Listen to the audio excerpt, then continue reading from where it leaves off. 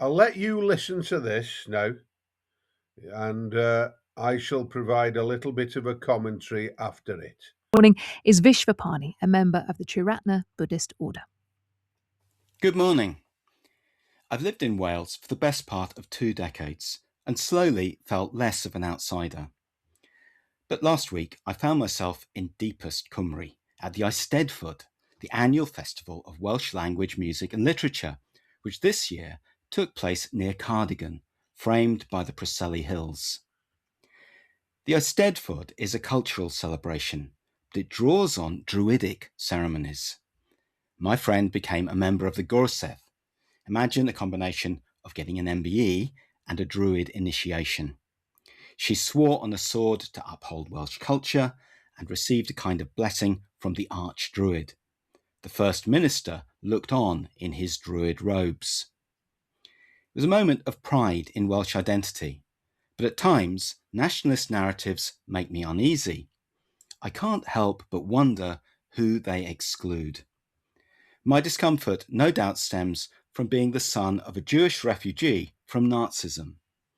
The universality of Buddhist teachings was always part of their draw, but even that can be co-opted by nationalist politics.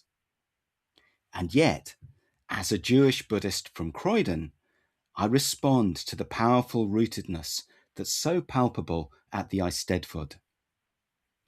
My friend runs a small meeting space in the festival, and I crowded in with a few dozen others for a performance featuring a storyteller and Catherine Finch the harpist. It was a celebration of Arwen, of the land and its tales.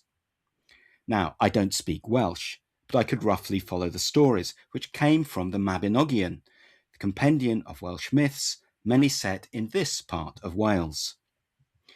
One featured Rhiannon, a queen wrongly accused of killing her child.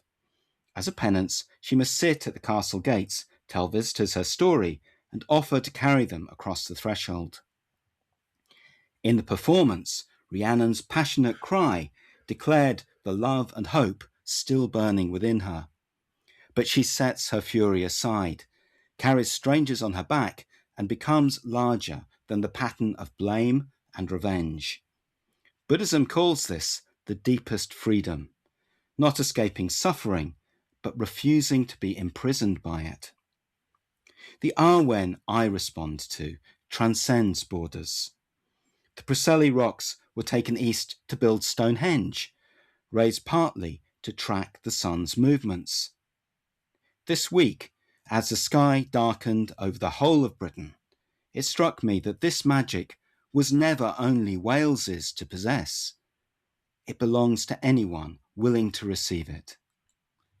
And that was So that was a Jewish Buddhist from Croydon who went to the National Eisteddfod last week.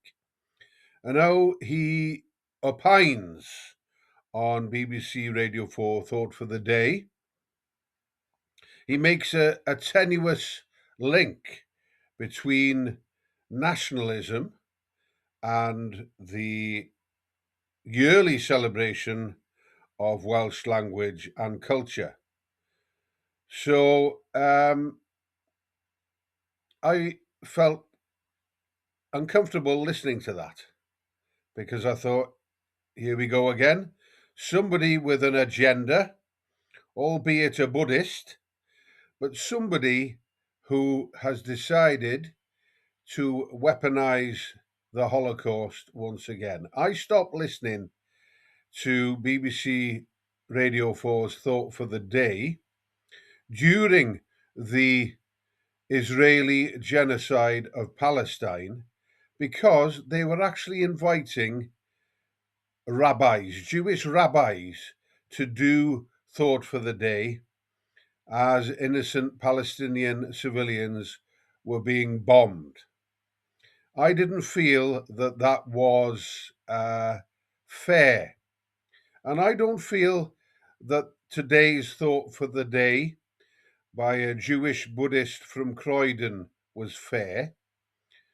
I didn't feel that he really had the right as a visitor to the Eisteddfod to unload and unpack his cultural baggage onto the Eisteddfod and immediately make a link with nationalism.